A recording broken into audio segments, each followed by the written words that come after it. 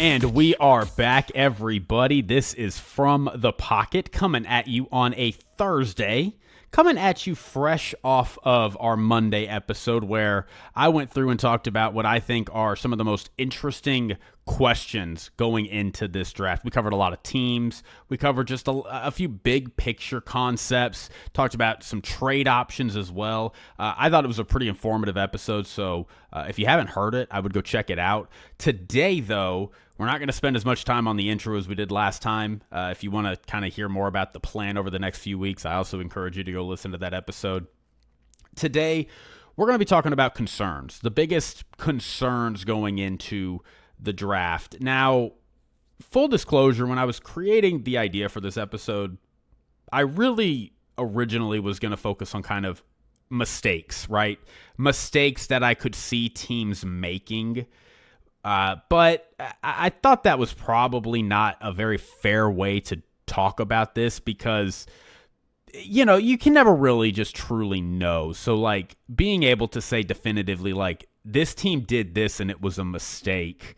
I mean, before the draft is even that's hard to do the day after the draft happens, in a month, 2 months after the draft happens, let alone, you know, a month before it happens. So I instead wanted to focus more broadly on concerns, right? Things that I think, I'm not saying they're an issue, but I'm saying it's just something I am weary of and something I think we should all be paying attention to. I have 6 today, and I tried to limit this list. I did 10 questions last time. I think these topics, some of these are a little bit of bigger concepts. So I tried to limit how many I was going to be bringing into this episode to give myself some room to really breathe and talking about some of these. We may end up with a shorter episode than I anticipate, but that's okay.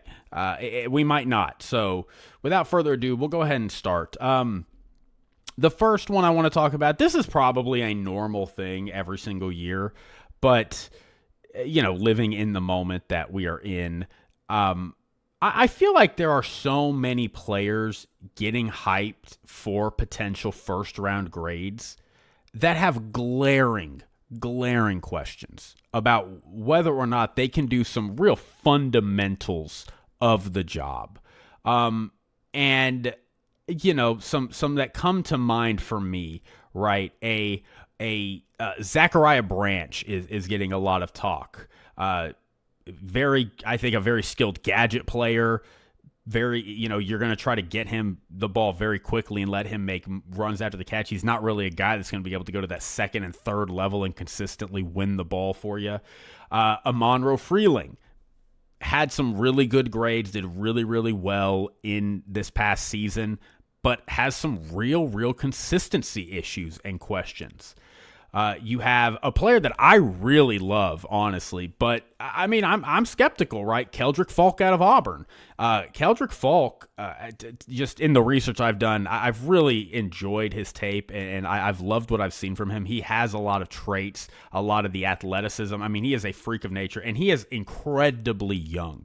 I think he's the youngest player in this draft class, actually.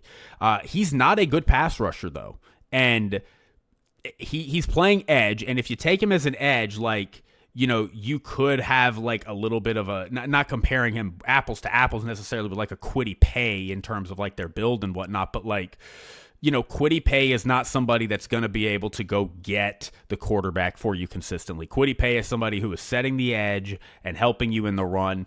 Keldrick Falk right now, he excels at that fantastically. He is really, really good at that.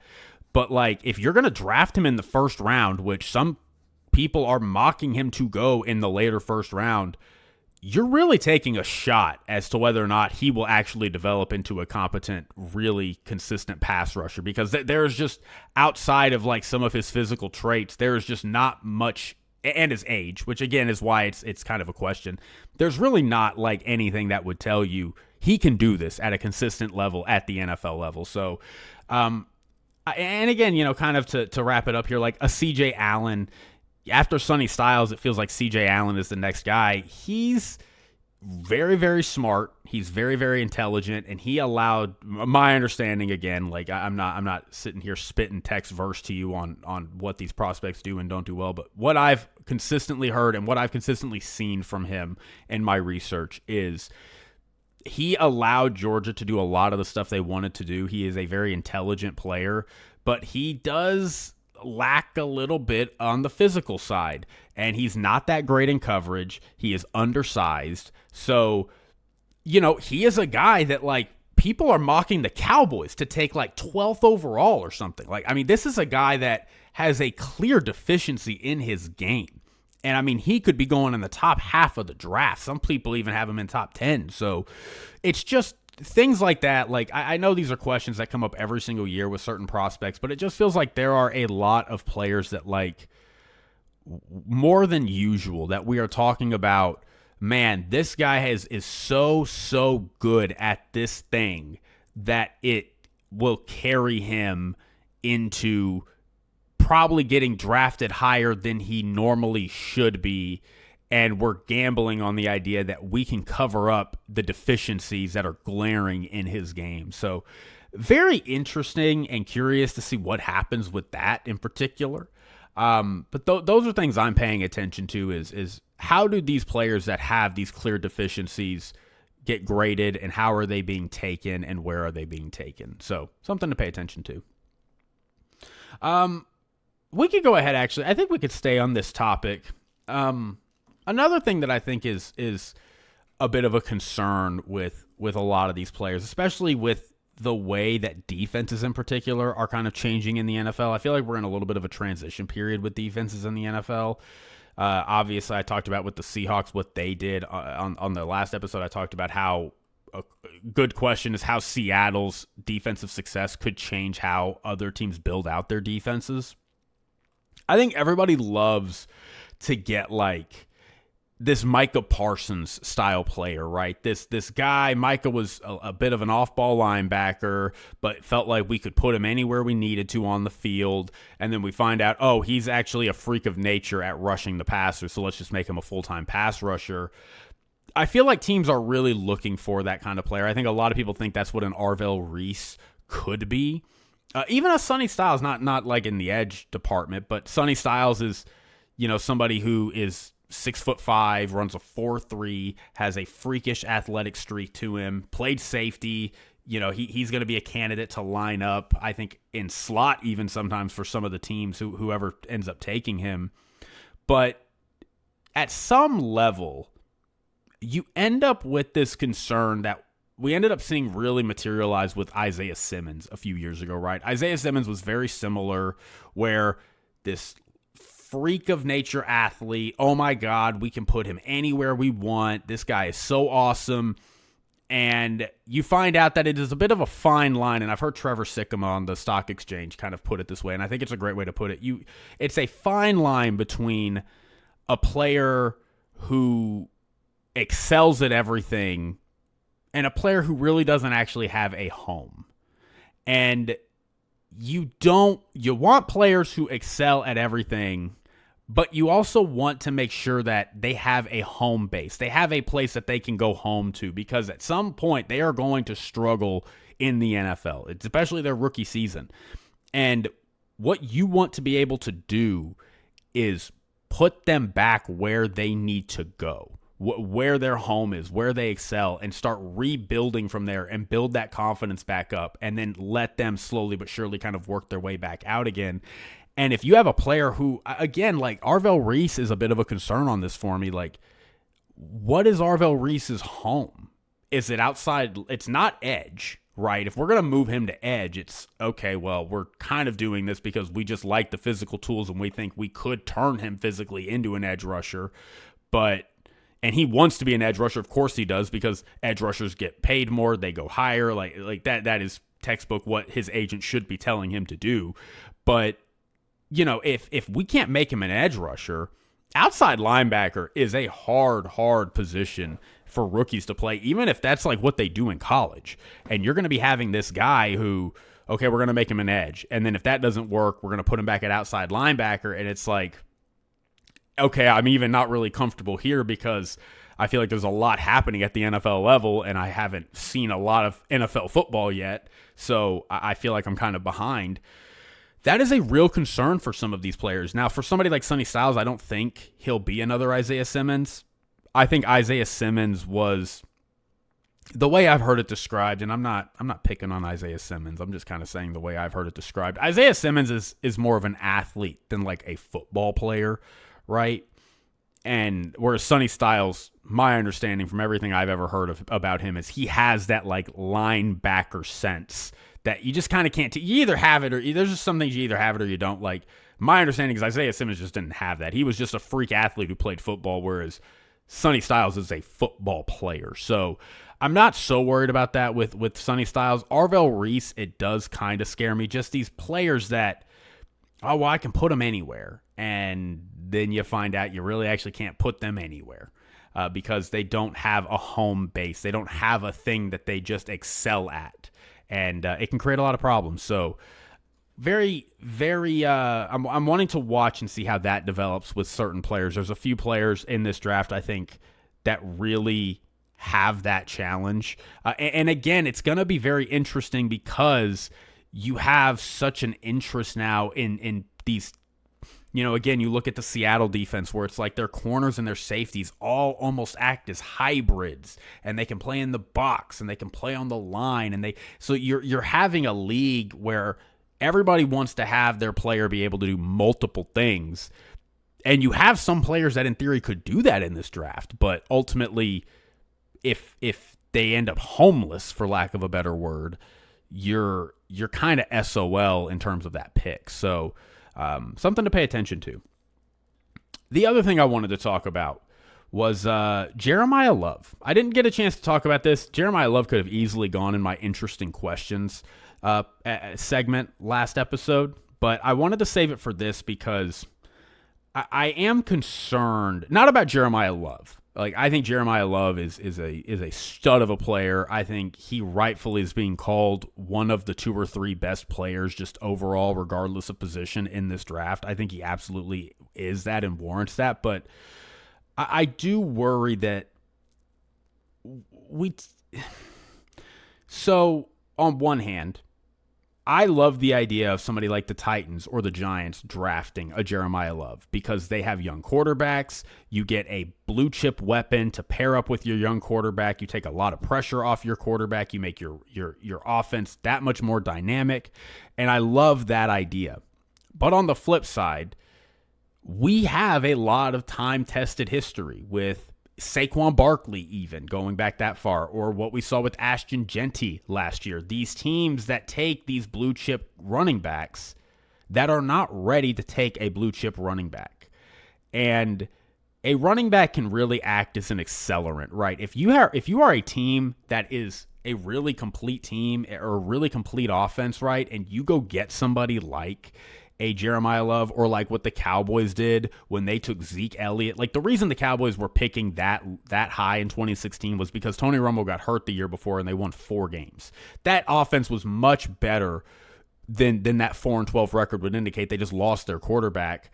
And I mean, behind that amazing offensive line that had 3 All-Pros on it, really, I don't think Lyle Collins was ever an All-Pro, but I mean, Lyle Collins was also a first-round talent on that offensive line. I mean, that is an incredible offensive line the Cowboys had in that 14, 15, 16 season. And Darren McFadden, who had not had a ton of success in the NFL up to that point, had a lot of injury issues. He gets behind that line in 2015 that's rotating quarterbacks, can't win a game to save their life, and he stumbles into a 1,000-yard season. And they go get Zeke Elliott, and it's like pouring kerosene onto that offensive firepower, and Zeke Elliott does what Zeke Elliott did, even with a rookie 4th-round quarterback in Dak Prescott. So in those scenarios, it is a great idea to take a running back. A running back, again, you think about what Christian McCaffrey did for the 49ers. You think about what Saquon Barkley did for the Eagles. Those were teams that they were some of the best rushing teams in the NFL, and they were doing it with a stable of running backs. They go get that just blue chip, incredible, once every 5-year talent, and their running game and offense is just unstoppable as a result of it. I don't know, as much as I would love it if Jeremiah Love was paired with one of these younger quarterbacks. I'm also worrying about like what happened with Ashton Genty last year, where the Raiders took him thinking they were much further along in their rebuild than they were, and Ashton Genty had to. I mean, it's a miracle that he had more than 1,000 all-purpose yards and ended up having actually a pretty good season given the circumstances that were surrounding him. I worry about one of those teams taking a Jeremiah Love when it's like on paper it's a good idea and it really could help our young quarterback, but should we take an offensive lineman? Should we maybe just take a receiver and try to build out our receiver room to help our quarterback have some better options to throw to? Like, should we really take a running back this high when we have a lot of work left to do on the rest of the infrastructure of our team? It's a good question. It is a concern I have. I hope wherever Jeremiah Love goes, the team is able to take full advantage of his talents because he is a special player. There is a reason that this is a terrible running back draft class. But despite that, you have a running back that everybody's like, well, he's going to go in the top 5 because he is that good. He is such a good running back. He is a Bijan Robinson, Jahmyr Gibbs level talent. And he is going to come in, and if he goes into the right system that can take full advantage of his talent, he is going to be an elite level running back in the next year or two. So I hope that he gets the opportunity to do that and we don't see him have to waste his rookie season and maybe even more than that, like we're having to see Ashton Genty do. Okay. Next topic I wanted to get into was chasing needs. And this is we've talked about this a little bit in other episodes. Just what is the philosophy and how you're drafting, right? What are we trying to do? Is the draft where you go to fill out your needs? I had 5 needs going into the offseason. I tackled 3 of them in free agency. Now I'm going to tackle the other 2 in the draft. Or should you be building out for the future? Should you be anticipating, hey, I got 3 cornerbacks that are going to be hitting free agency next year. I should draft a corner. I have had issues with my offensive line where I have 2 hurt every year. I should draft an offensive lineman.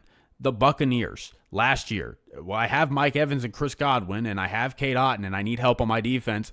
I'm going to draft Emeka Egbuka because Chris Godwin and Mike Evans are going to miss time, and lo and behold, Mike Evans leaves you, and now you're like, boy, I'm glad we have Emeka Egbuka now because now we have 2 still really good receivers. So, it's that age-old question of chasing need. And I don't think at the top of the draft, chasing need is necessarily a bad thing, right? Because you're picking at the top of the draft for a reason. You have a lot of needs. So, but even then, like picking the best player available when you have a lot of needs, I think is still very valuable. The idea that you need players at every level of your defense and you need an offensive lineman and you could take another receiver, right? And you just hone in on this idea that but we need a receiver, and that's going to make you miss out on taking the best available player, which again, I've talked a ton about the nuance of having a young quarterback and trying to support him, but also, does that mean you should pass on a Sonny Styles if it means you can get, should you pass on this amazing player if it means you're going to get a really good to great player? Who knows kind of how that dynamic works. It's just, I think the chasing need question, though, becomes more prominent the deeper into the draft you get, right? Especially that middle round. But the teams picking at the end of the first round, they're the best teams in the league. They don't have near as many needs as a lot of these other teams, but those teams picking in the middle, those are teams that maybe miss the playoffs and have a lot of maybe clear needs, but also it's you're picking 14th, though. You don't have a great draft pick to maybe address one of those needs. And if you're a team picking in the middle of the round and you're going in drafting based on need, and I mean, you're kind of just gambling that the player or couple of players that fit your quote unquote need are going to be there when it's your turn to pick. And I think that is a dangerous game to play. So I think in some circumstances, you really need to do everything you can to go into the draft and not have any glaring needs. And that way, however the draft falls, you can just be picking the best value and build your team out that way and start really planning for the future, as opposed to saying, boy, if I don't get a Mike linebacker in the first 2 rounds, I am SOL. I am in trouble with my roster this year. I think that's a tough place to be. So I am wanting to see who is maybe chasing needs. Maybe that causes a team to trade up a little more than they anticipated because they're like, I need to get this guy, or else if we don't, we're in trouble. Or the Ravens, I think, are a prime example of this, where Baltimore has routinely gone into the draft saying, we don't really draft for need. We kind of draft for the future. We draft for what we anticipate next. This is a team picking 14th overall that has a lot of needs. They need interior linemen. They need a receiver. They could use maybe another secondary piece even. And, with the 14th pick, what are you going to do if you don't have any of those needs met, and you have to just take your best available player and stick to your typical philosophy, but dang, I now have a glaring need, though, in this position. What am I going to do about that? So very curious to see how that goes, very curious to see how that works, and how teams prioritize, pick with their first pick versus maybe picking depth as they get deeper and deeper into the draft. So, chasing needs is an interesting one. We got 2 more. I'll go ahead and knock out this one really quick. This is a very team specific one, but it's just, I won't lie, it's keeping me up a little bit at night. I know I lay there and I think about football, but I do. What the hell are the Seattle Seahawks gonna do with their running game? I mean, what are they gonna do? Zach Charbonnet, they lost Kenneth Walker. Zach Charbonnet is going to be out for a good chunk of the beginning of the season, and even when he comes back, it's like, how good is he going to be early? He's not just going to hit the field back 100%. At this rate, they are starting Emmanuel Wilson right now. And, Emmanuel Wilson, hey, kudos to him. He was undrafted in Green Bay. He had a couple good years. He had 125 attempts last year, just shy of 500 yards. He's been averaging about more than 4 yards a carry in each of his first 3 seasons. So maybe they feel like they got a gem in him and they can run their offense through him. But you're missing Clint Kubiak now, and you've lost a real key piece, and really a couple if you count Zach Charbonnet because he's still hurt. You've lost some real key pieces to the engine that made that offense work. And this is not a running back, unless they have a super secret, amazing plan to get Jeremiah Love. I really do not know what they're going to do at the running back position, other than plan to get a guy in day 3 and pray that player pops for them or something. I really just do not know what this looks like for them. So I think that is a tough spot to be in if you're the Seattle Seahawks. I just do not know what the plan is, and it's to me, of all the teams, right? Obviously, what the Steelers at quarterback, right? What are they going to do? Is Aaron Rodgers going to come back? Are they going to take Ty Simpson? Are they going to try to get one of these other bargain quarterbacks and roll out this season and see what happens? This running back for Seattle question, I think, is right in that same vein. I think it's right in there. I just no idea what this is going to look like. So, curious to see. And then we'll end with this one, the age-old question, and this kind of, I guess, is linked to the Jeremiah Love discussion as well. The age-old question of roster construction. I think I am somebody who very much loves to prioritize the trenches, and I know it's kind of boring. People love a new flashy receiver that's going to come on their team. They love seeing the Jeremiah Love, the running back. It's not always fun. Edge rushers can be fun. I think people love edge rushers, but when your team takes a tackle at 6 overall, and you're like, everybody knows it's the smart thing to do, but it's boring.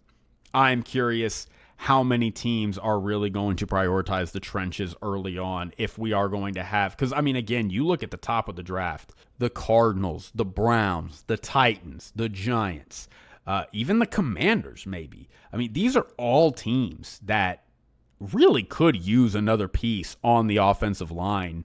And yet at the same time, I think it's going to be very tempting to go receiver, to go Jeremiah Love, to go kind of one of these ancillary perimeter outside pieces instead of building out your edge, your defensive line, your tackles, your guards, your centers.